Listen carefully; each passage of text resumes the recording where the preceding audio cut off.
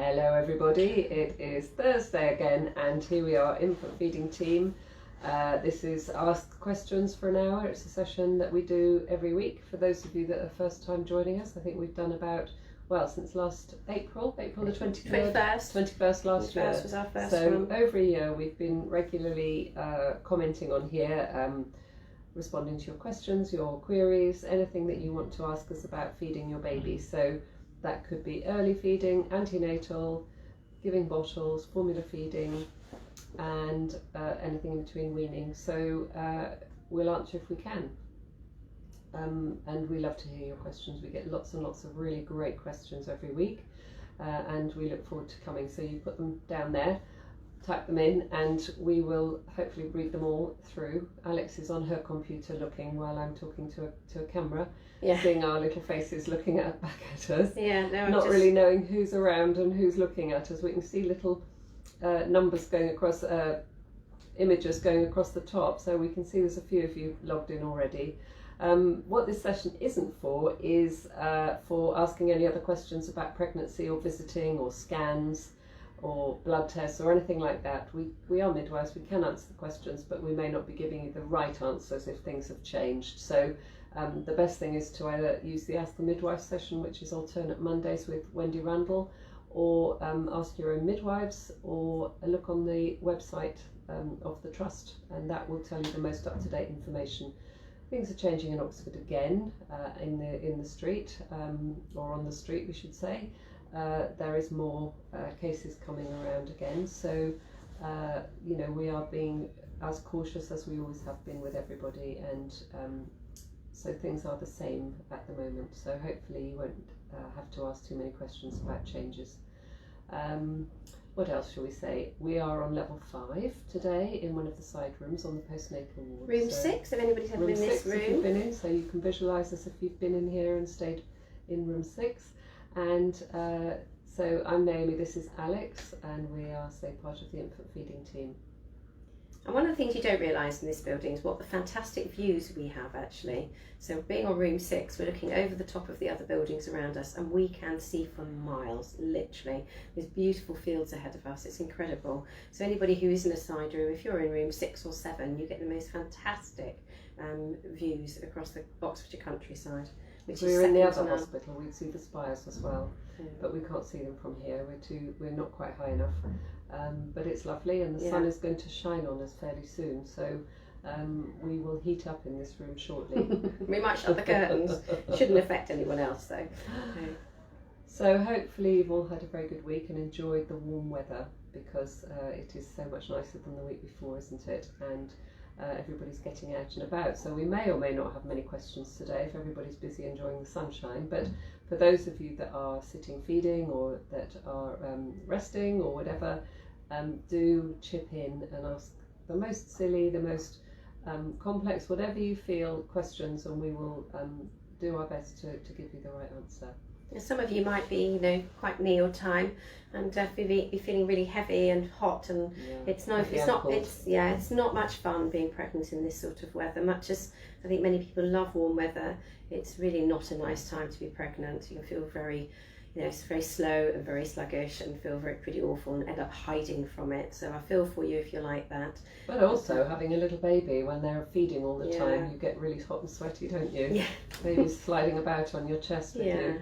And you do get very, very sweaty. I mean, you get quite sweaty when you breastfeed anyway, and certainly from your waist up, you tend to have puddles in your, your bones here when you're breastfeeding, and you sweat at night when you're breastfeeding, and it doesn't tell you that in the books, does it? But if you suddenly think, oh yes, I am really sweaty at night, and I do sweat a lot from my waist up, that's breastfeeding for you.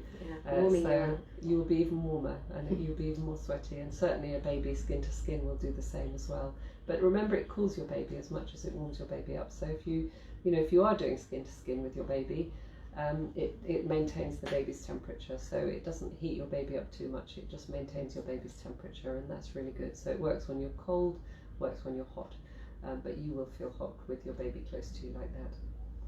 And your baby doesn't need any additional fluids. So if you're feeding, breastfeeding your baby, actually your baby just needs you, still doesn't need any liquid, any additional liquids. Don't let anyone tell you they need water or anything. They don't. You might get relatives saying, oh, you need to give your baby a drink. I mean, the biggest component in breast milk is water, so actually it is thirst quenching in its own right, so you don't need to be adding anything into that. You might find your baby comes to the breast a little bit more frequently and maybe has slightly shorter feeds because they're making up for that. They're looking for that thirst quenching side of your milk, which is really important. What you do when you're hot, you have more to drink, and babies do the same. Yeah, but you don't need to add anything in, and it doesn't matter where you live in the world, whether it's here in Britain where we get the occasional gorgeous days like we have at the moment, or you live somewhere that's all round sun. Those babies still do not need any additional fluids. You provide, you are fantastic, you're this Wonder Woman providing everything your baby needs right up to 6 months, and your body adapts to meet those needs. So we're going to talk about a little bit about consumption, the composition of milk. I know I can see a few questions coming through, but we're just going to, or comments coming through, but we're just going to talk about when we're talking to our colleagues, when we're teaching our staff about what's in breast milk, we unravel this. So do you want to take one end, Naomi, and I'll take the other. So we get this list out, which... This is old now as well. It's about 10 years old, this printout, so there's probably more than that. There we are. That is all of the things. There's more than 3,000 things in your breast milk.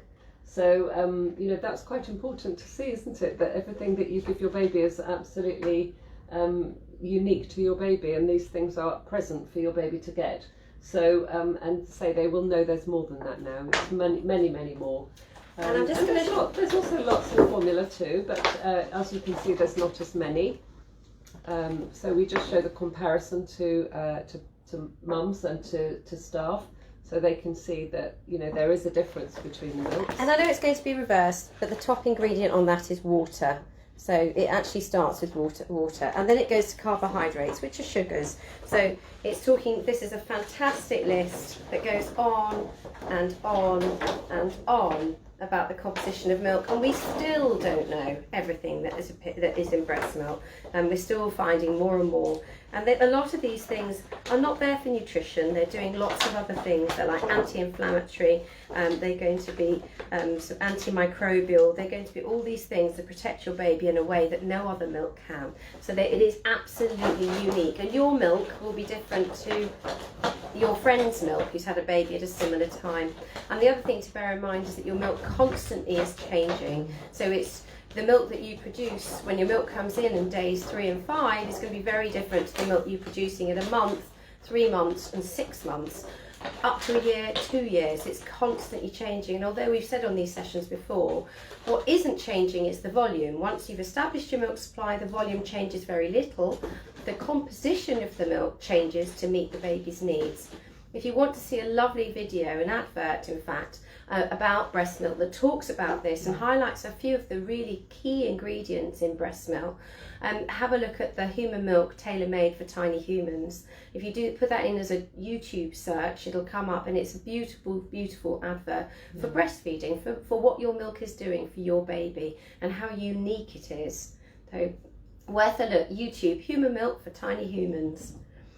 So did you want to add anything to that, Naomi, or should we have a look and see what people have said? Just bear in mind that if you're worried about it today that your baby's thirsty, if they're feeding more, you won't notice the milk supply going up for another couple of days. So you might find that you're much fuller in a couple of days' time when you're stepping up the milk production, if it's going to be really warm. And I've looked at the long-term weather forecast over recently, and it looks like the next 2 weeks is going to be in the 20s. So you're going to be stepping up, and you might find that your baby is settled one day and then has a massive feeding frenzy the next day, and then you've got more milk for your baby the day after that. So it's every other day you might find that your baby is busy making more milk, but they will step up naturally to make the amount that they want, and they will get the amount of fluids that you want. So if, you will be thirstier as well because you're making more fluid. So and it's one of those things, isn't it? Every mother will tell you when they sit down to feed their baby, if they haven't got a glass of water next to them, they're going to not be in a very good place. There's something about when oxytocin is released, and oxytocin is what's releasing your milk into, down for the baby. there's something about that triggers your thirst. So, you know, when you sit down, be ready, have a glass of water next to you before you even put the baby to the breast. Be ready for that, you know, for that incredible thirst that you can get. I used to put a jug in the fridge, and then I'd pick up the jug with the feed and the glass and put it next to me. Really sensible. So it was really cold water, which I loved when it was warm, and had a lovely cold drink next to me. So it means that you've got time to catch up on your drinking if you are busy and you're not drinking much in between because your babies are busy and you're doing stuff. If you're sitting and feeding and you have a glass and a jug next to you, you can catch up and, you know, hydrate, because you're going to be making more milk in the next few days with this heat. But just follow your thirst, you know, don't drink too much either, because, you know, we don't need to drink lots and lots and lots to produce milk. We need to just follow our natural thirst. So, Charlotte, she's one of our biggest supporters, is lovely Charlotte. Hello, she definitely gets a loyalty badge from us. She says, "Hi ladies, Alicia's very excited as this Saturday we're off to South Devon to see her mum and her granny, and we're going to the beach, hopefully." And it's just bopped down, it always does this.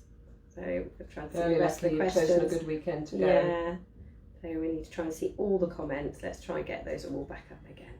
It loves moving things around on here. One day it works, one day it doesn't, so bear with me. I can't see all of them.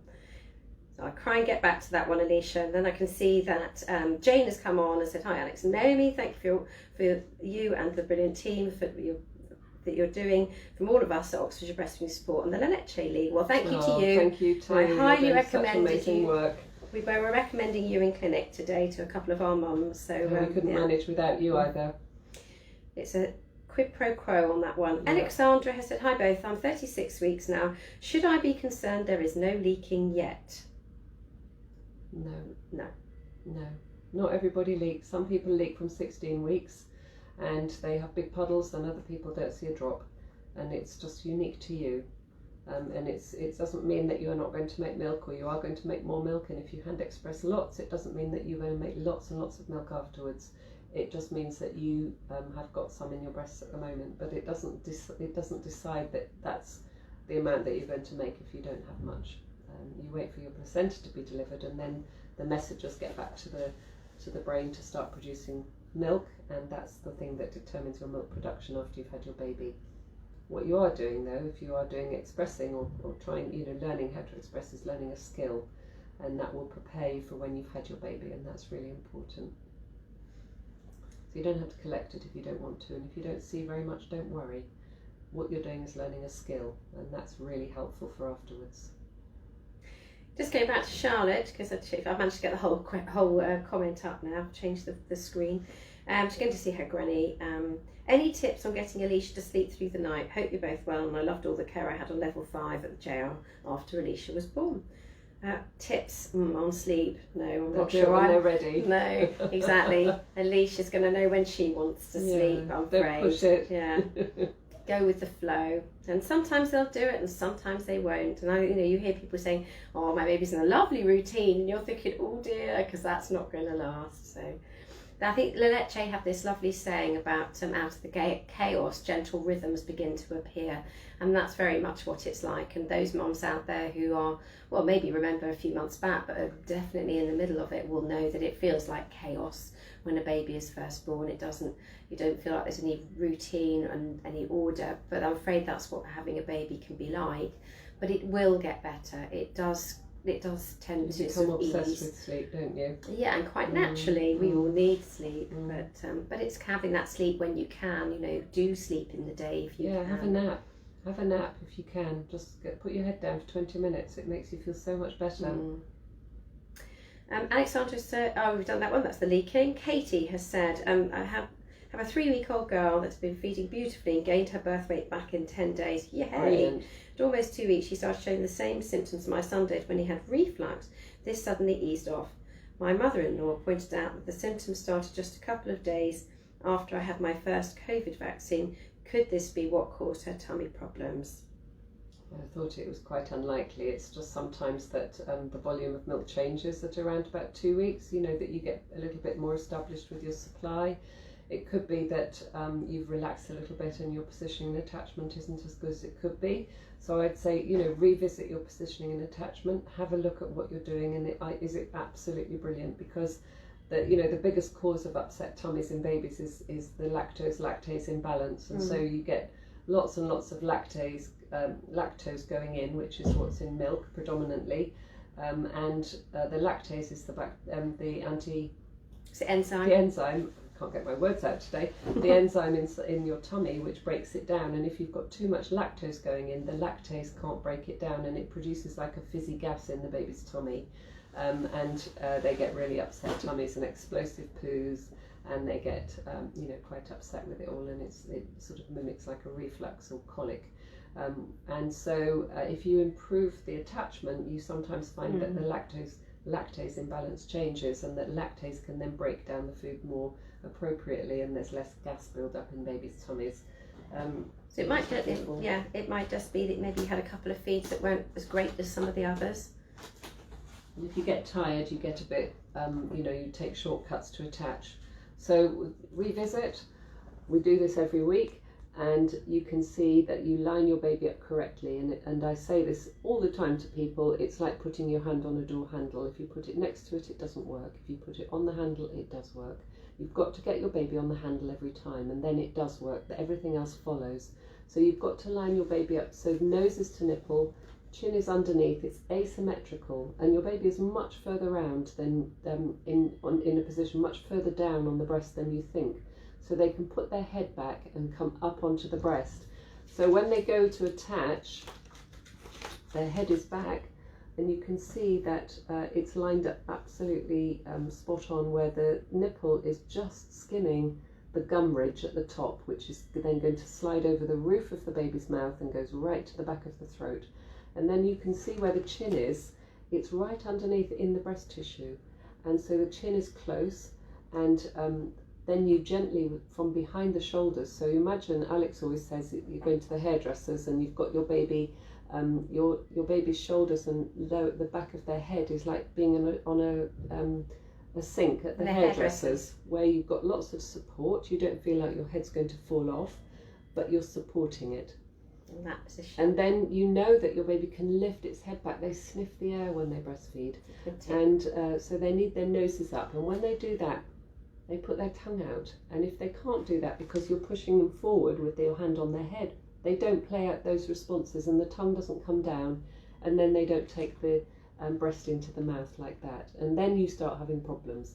So what you don't want to see is that your baby is going into the middle of that feed, so it's not straight on. If you've got I'll go there, you can see it without me seeing me. So you don't want it to be central, because that's bottle feeding. You want to be like that. So it's really asymmetrical. It's not that, it's that.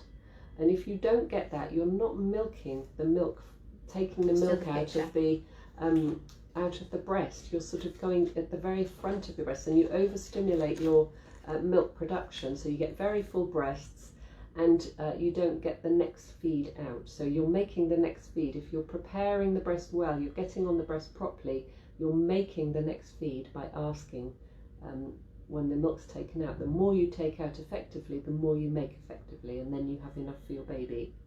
So that picture that Alex is showing you then shows you that it's an asymmetrical latch, and if you get that right, it often, and it's only millimeters, it's not really subtle, but get somebody to film you or take some photographs of you so that you can see exactly what you are doing, and then see if you can tweak it with those pictures in mind, and see if you can just move your baby into a slightly different position. It might make all the difference.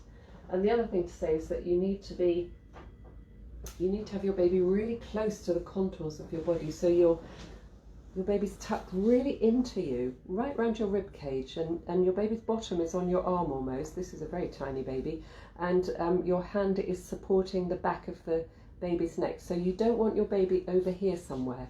You don't want to see it over here. You want to see it tucked right in, so you can't see anything other than your baby's head as it's going on. You don't want to see, because then they're nose diving. They're hitting the breast with their nose first, not their chin.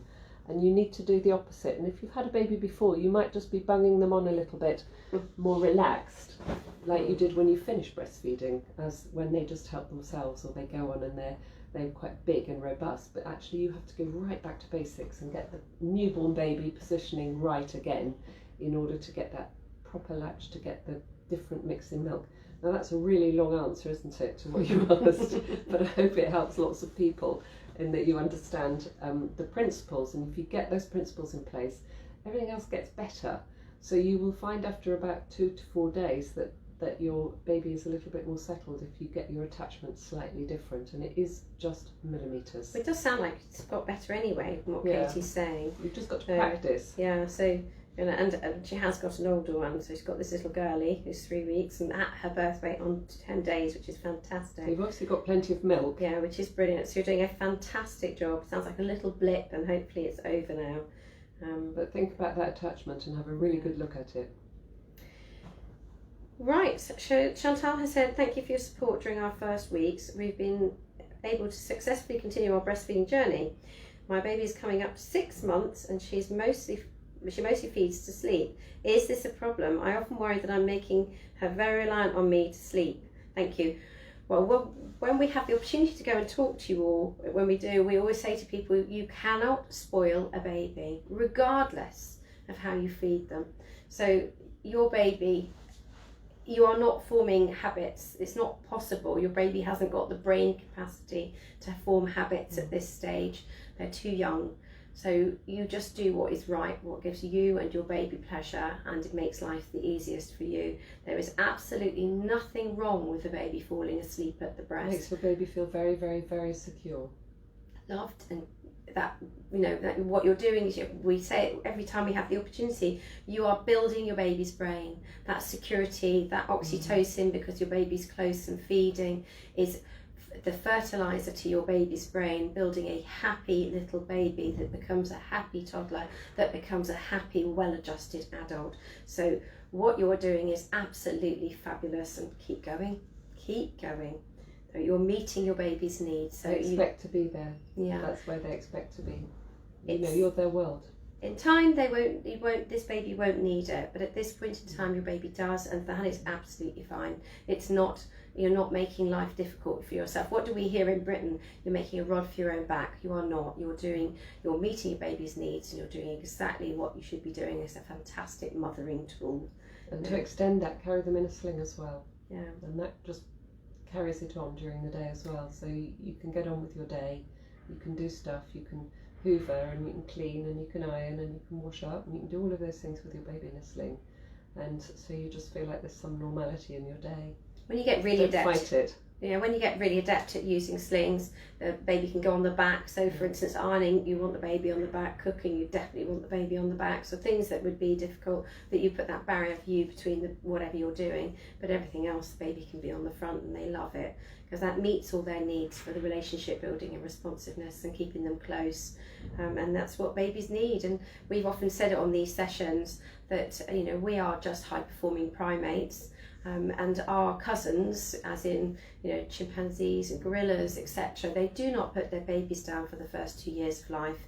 Their babies are close. They're usually hanging on front or back, and that's where a baby expects to be. And our babies are no different. Our babies expect to be in close and held with you, which is why a sling is fantastic, because it allows you to do other things, and it gives that baby, your baby, that closeness and comfort that they're looking for. Think about the way your baby is. They've got closed fists, haven't they, when they're little, and that's because we used to be furry, and that's sort of from when we were there, and they hold on to fur. And so they cling to that fur, and that's what primates do, and we've still got that in us, but we're not furry anymore. But actually their babies expect to be holding on. That's their holding on to you.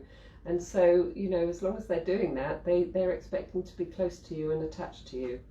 So you can't spoil your baby at all. That's the sign saying this is what I need, and they will become very secure little people. Chantal, your baby's ability to sleep without you having to feed them will come in time. It's developmental. At this stage, you're doing just the right thing. It's lovely. And don't feel pressurised to, put your baby down and walk away. So, I hope that's reassured. Keep them with you.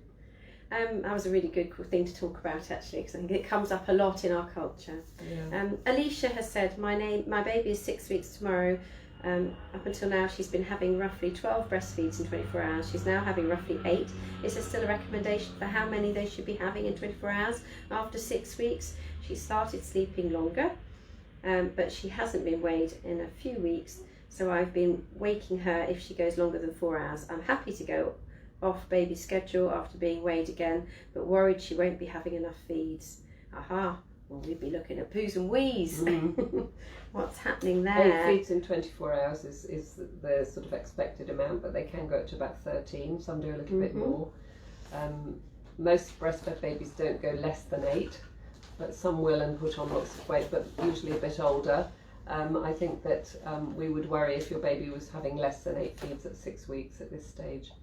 But as Alex said, it's his poos and wees, and you've got a nice chart that you're going to show her. Yeah, so just bearing in mind, Alicia, that your baby is now 6 weeks old, so it begins to change. So up to 6 weeks, we'd expect your baby to be doing at minimum £2 coin size yellow stools per day, and 6 heavy wet nappies. Now at 6 weeks, the composition of your milk changes slightly, and what we find is babies might extend the period of time between poos. So you might find your baby is pooing slightly less frequently, but you would still expect good volumes.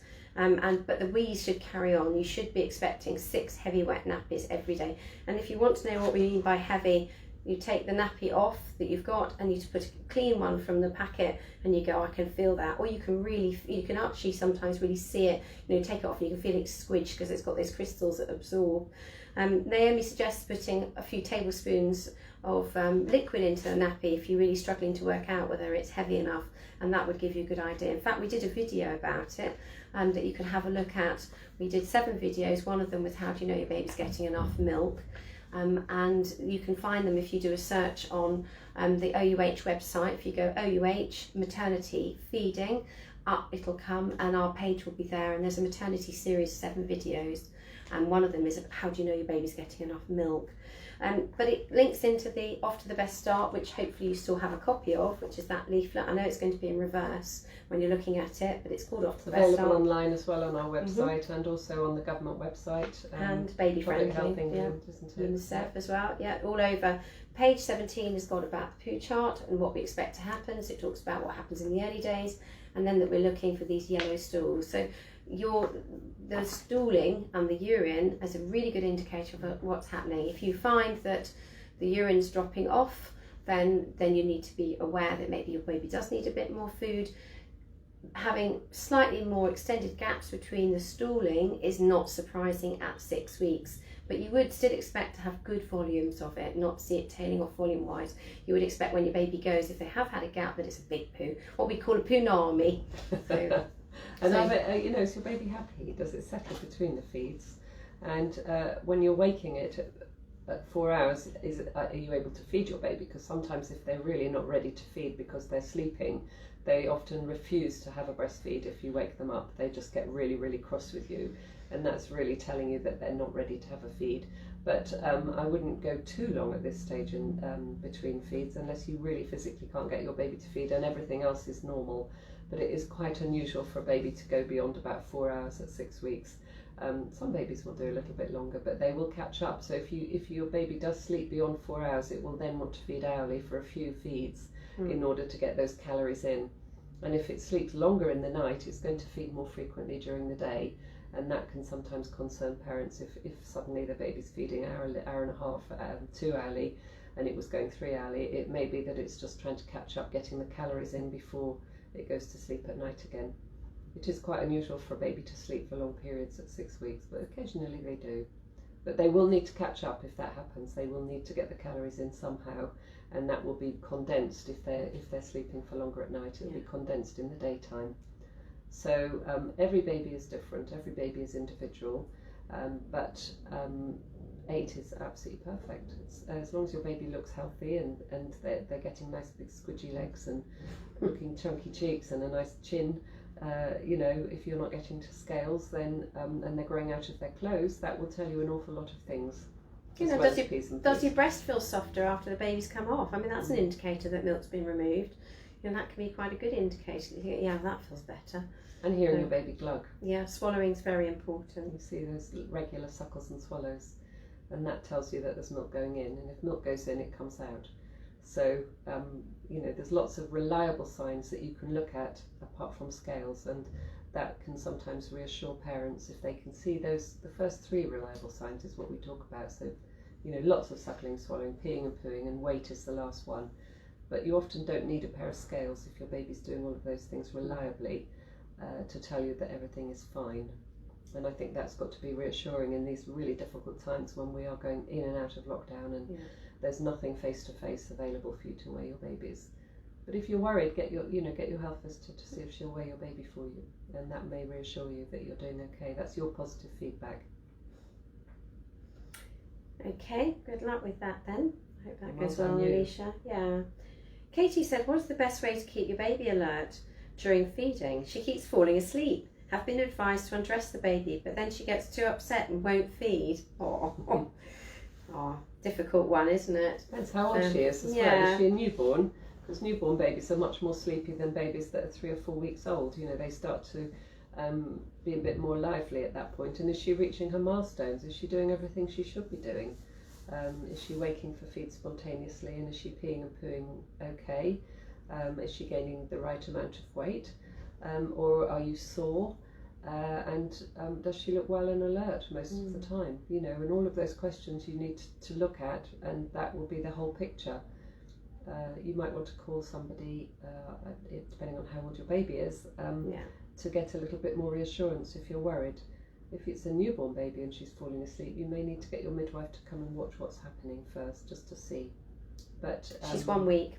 Yeah, so you know, it's very early days, and you know, frequent often feeds at 7 days is not unusual.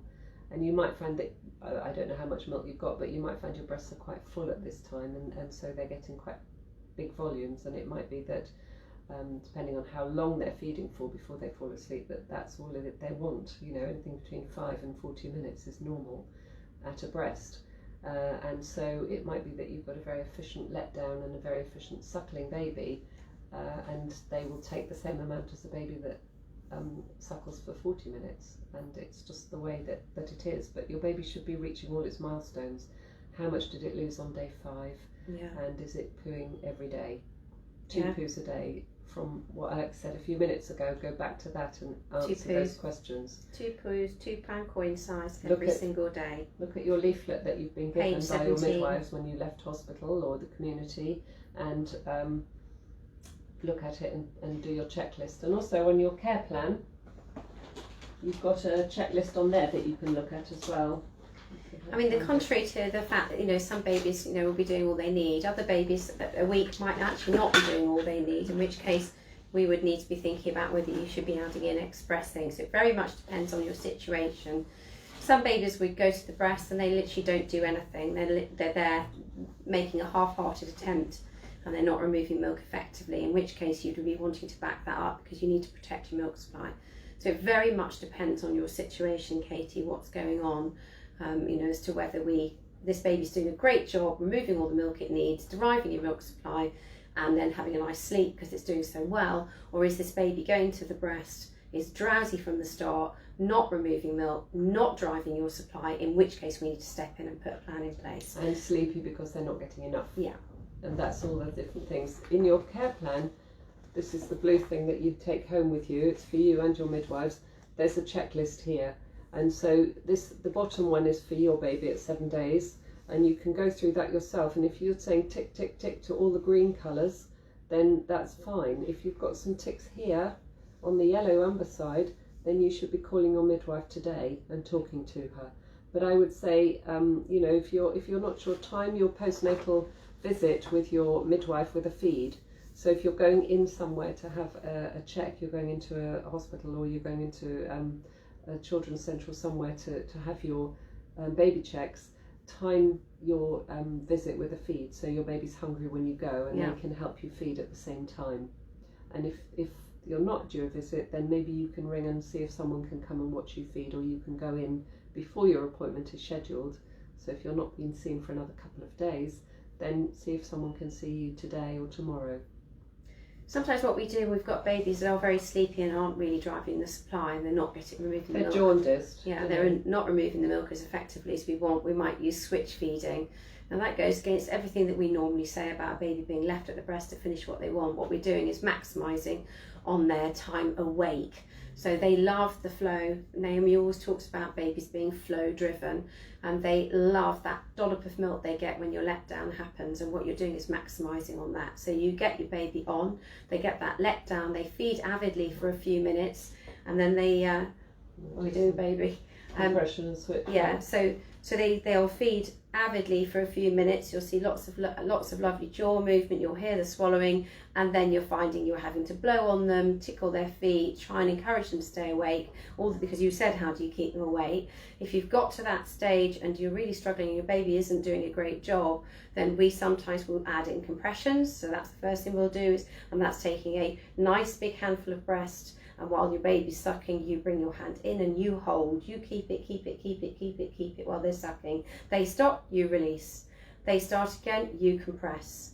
You keep it going. It's not pulsating, it's one big hold until they stop sucking. You release while they pause. They start again, you go again. So that's what we mean by compression. So that will help increase the volume of milk the baby gets at the breast. It increases the flow. It increases their awake time. Once you're back at that stage where your baby's not staying awake, you're going to take your baby off and you're going to put them on the other side. They get that lovely letdown again. They're rewarded for going on. They get that nice dollop of milk. They're awake for a few minutes. They get feeding. You're going to add in compressions, and they start falling asleep, and you're having to blow on them or tickle their feet. You take them off, you put them back on the other side, and you go backwards and forwards. That's what we call switch and compress, and we talk about it a lot if there's a concern. Now, if your baby is gaining weight, pooing and peeing appropriate to age, then we don't have to worry at all. But if your baby at 1 week is really struggling to remove the milk and drive your milk supply, and you've got reduced stooling, reduced urine output, then we would be recommending you do switch and compress. I think, Katie, if you can't get hold of a midwife and that is you with the problem, that your baby isn't driving your milk supply, then get in touch with us. We've got people working, in fact me, today, there's both of us today, there's me and Sarah tomorrow, and I'm in on Saturday. So, there are people to talk to, and we can talk through your particular situation and see whether we need to step in and, suggest switch and compress, or maybe your baby's doing a fab job and they've just done it in a very short period of time, and they don't need any more. So I think switch and compression is the most easy thing that you can do as a parent, because it's free for you to do, it's available, and you're doing it while you're feeding, and you see results really quickly. It turns around, it's like pumping while you're breastfeeding. It really stimulates your prolactin receptors in your breast, so it ups your milk supply. So you gradually see that when you're doing it, that your baby starts to go longer between the switches, and you see more suckling and swallowing. You see more poos and wheeze, and also you eventually, after about 2 to 4 days, will see more milk in your breast. You'll feel fuller, and you might see dripping. Not everybody does that, but you suddenly notice that you've got more milk, and then your baby stops wanting to switch because they're actually transferring milk from one breast only, and then you offer the second breast at the end of that one when they're ready. But you do see the change over a period of 2 to 4 days. But you're self-sufficient with that, and you can do it yourselves, and you can just start doing it whenever you feel you might need to. And so if your baby suddenly gets more hungry, you can just do switch and compression for a couple of days, and it just ups your milk supply without pumping. Sometimes you need to add that to it, and it might be that pumping is the next level, but that's the hard bit. It's quite invasive, whereas switch and compression is quite active, and you can do it when you're breastfeeding, and it makes a massive difference. And mums see lots of changes when it happens if you do it well. So it really depends on your situation, Katie. See how you're getting on, and if you feel that what we've said about any concerns, that either speak to your midwife or speak to us. Excuse me. Charlotte's come back. Any tips on the right sun cream as I want to protect Alicia from sunburn? Also, what factor do I get? This might sound stupid. I think usually we tend to use something like a 50 for children, don't we? Even higher. I think you have to get the right one, because sometimes if you plaster babies completely in factor 50, their skin doesn't breathe. So, you might want to talk to a pharmacist, or your health visitor will give you the better advice for that. That's not really our speciality.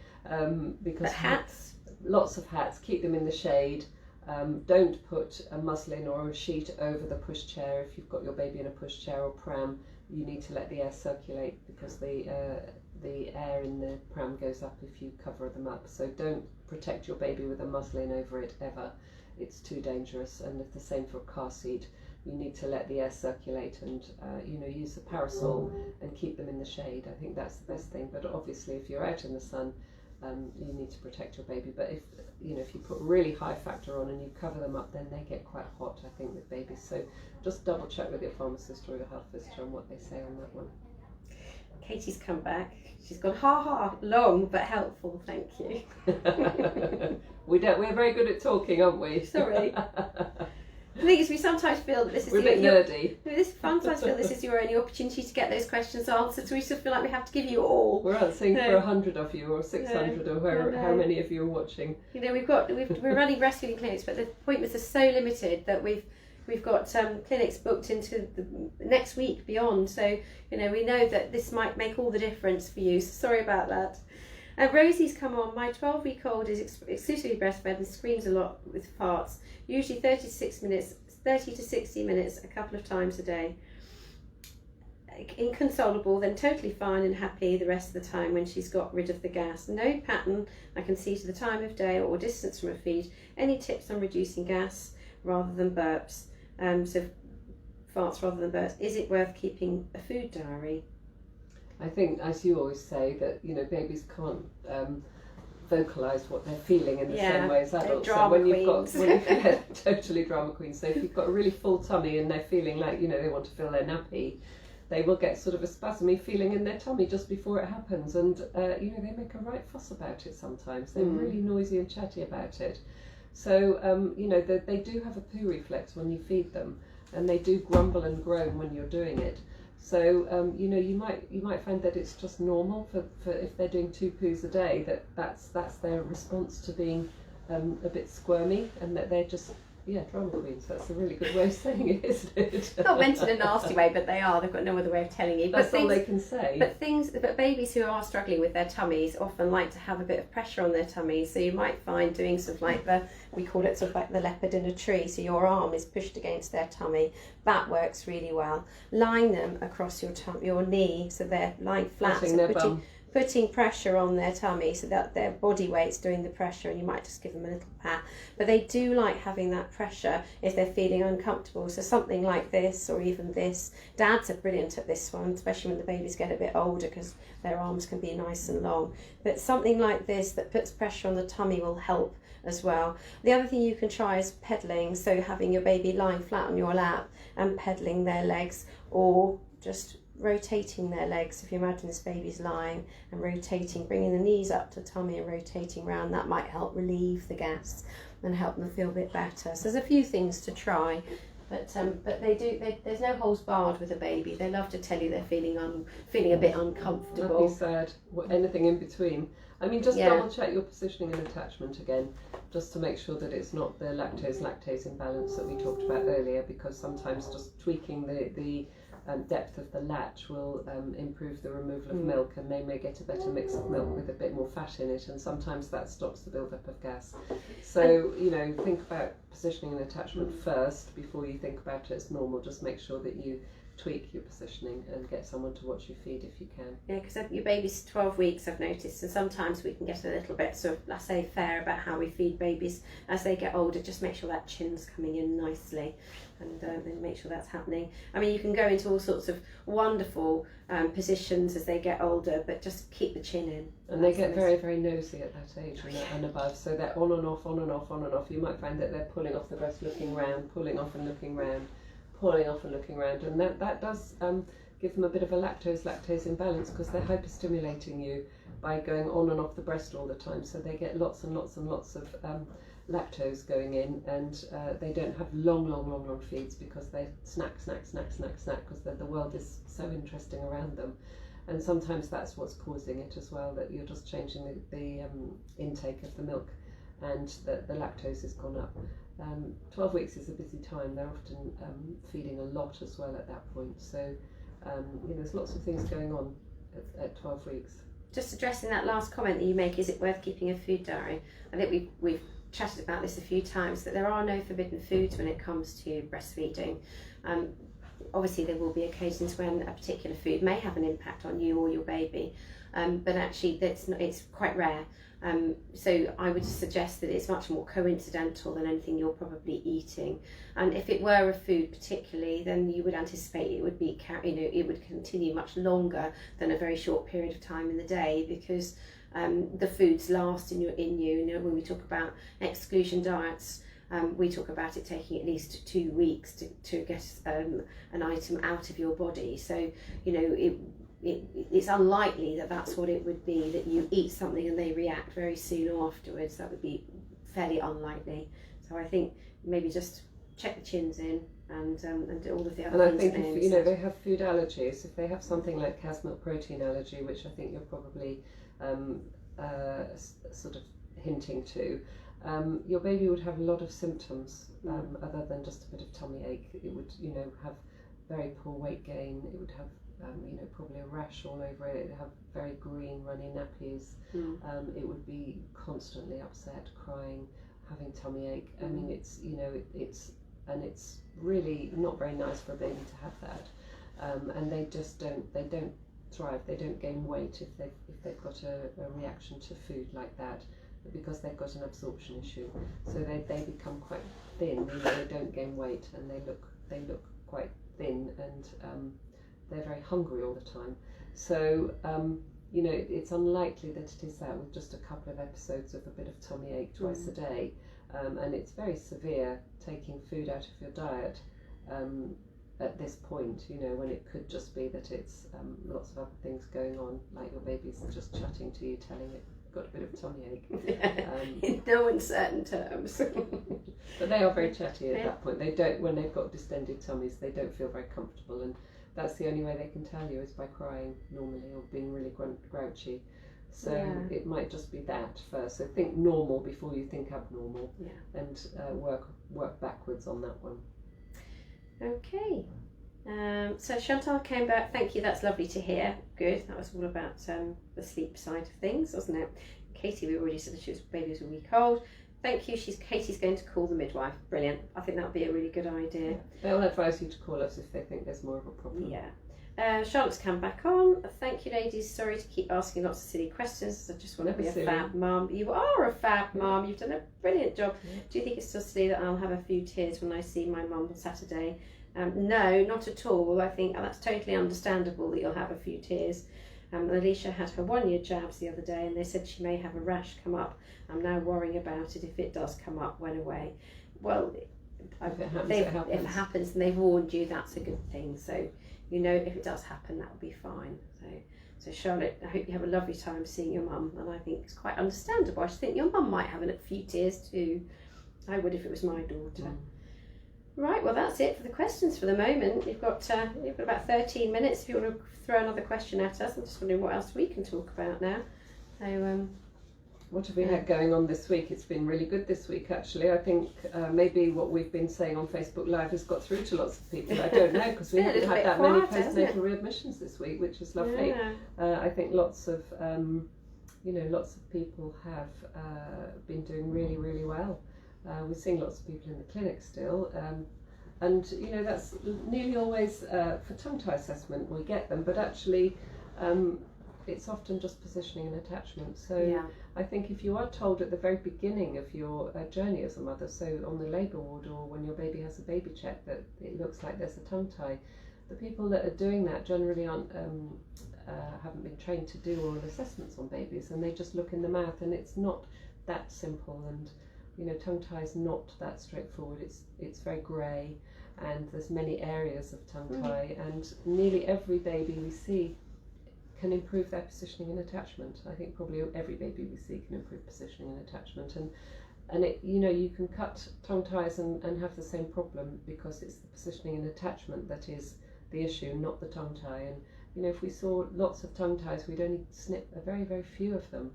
A lot of them are able to cope. Babies are able to cope with really good positioning and attachment.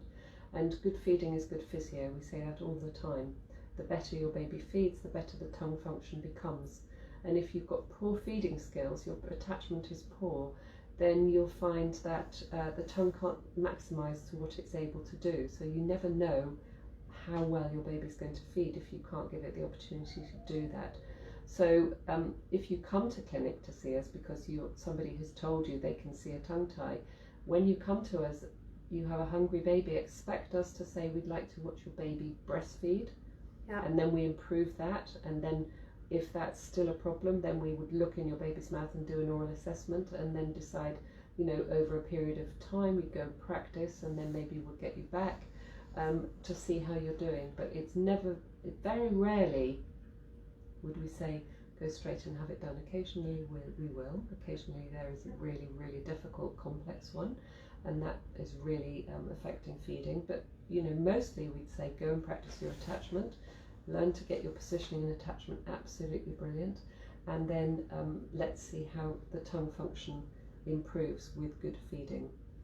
And the other thing that happens with tongue ties is that babies have high palates sometimes. Their palate is a different shape, so some palates are a bit like rainbows and they're just very smooth and round, and then some palates are like cathedrals, and they go right up into the roof of, right up top, and they come back down. So when you put your finger in the mouth, it sort of disappears up into the roof of the mouth. It goes right up like that, and both of those are normal.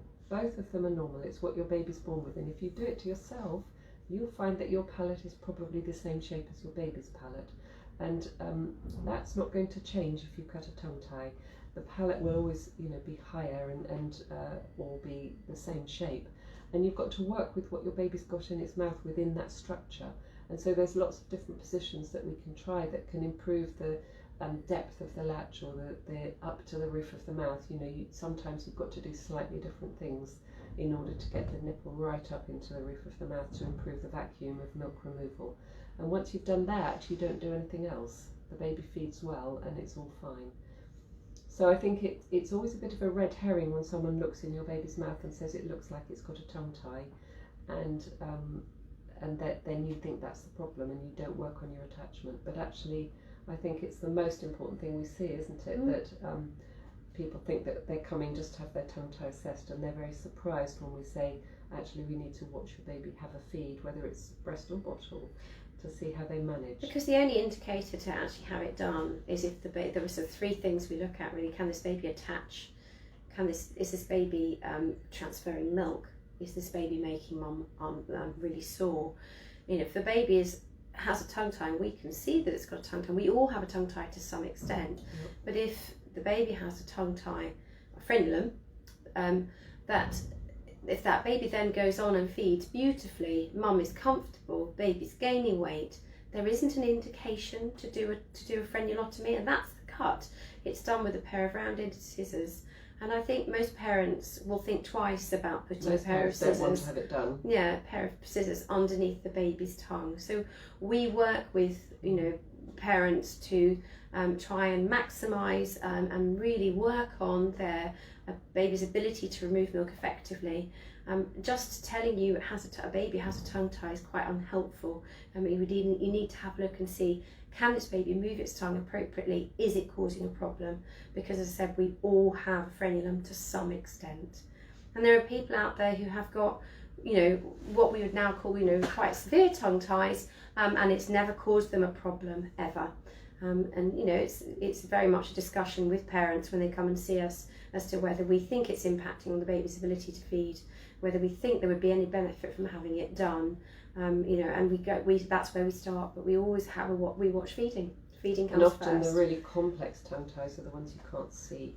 The ones that you can see are often very straightforward and stretchy, and the baby copes really well with them. If they're not spluttering and choking at the breast, it's the ability to be able to suck, swallow and breathe and cope with that. And good attachment makes all the difference. If your baby's got the nipple too far forward in the mouth, then that'll get milk in its mouth and it will splutter whatever happens. If you get the milk right, if you get the nipple right to the back of the roof of the mouth, it goes straight down the throat and it doesn't pool in the mouth and it doesn't cause the spluttering and the coughing, and your baby can suck and swallow and breathe in a really coordinated way. And that's really important, that you get that right and get your baby deeply on the breast so that they can behave in the way that they're expected to, and manage the suck, swallow, breathe and the flow of milk. So even if you've got really high flow of milk, if the nipple's in a really good place, it will damp down the supply, but your baby will usually be able to cope with the flow as well. And we look at that and say, actually your baby's suck, swallow, breathe is really good, and then they're not struggling with the flow in the breast, and their tongue function is really good. And we're looking at whether they can move milk from the front to the back of their mouth, and if they can do that with breastfeeding, there isn't a problem. And there probably isn't going to be a problem when they have solids, and then obviously the tongue function is such that they probably will be able to manage with talking as well. And we don't look at tongue ties in the feeding clinic for the future. We don't look into a crystal ball and say your baby won't be able to speak when it's 2 because it's got a tongue tie there. And nobody knows. You know, we work quite closely with speech and language therapists, who are the people who would be dealing with you know, sort of feeding problems later in life and you know, speech. And they say there's no research. They just, there isn't a way of linking early tongue ties to that. They can't say which ones will be affected and which ones won't. So we do it solely for feeding. As I said, the 3 things are: is this baby not able to attach, and do we think that's because it's got a frenulum?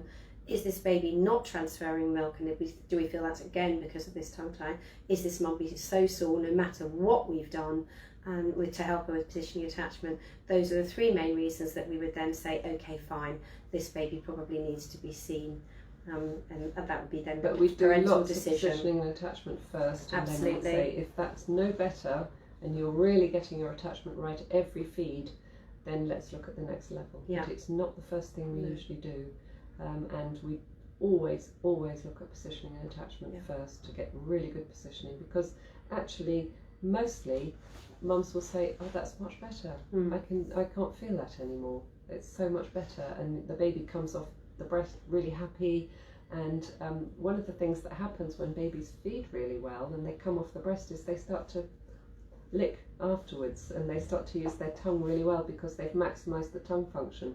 Their tongue function after a feed, and so look at what they're doing after a feed if they've had a good feed, because they will be licking their lips if they're awake. If they're awake. But often they start, you know, they start using their tongue a little bit more once they start to use their tongue properly, and then you start to see them doing things that they didn't do before.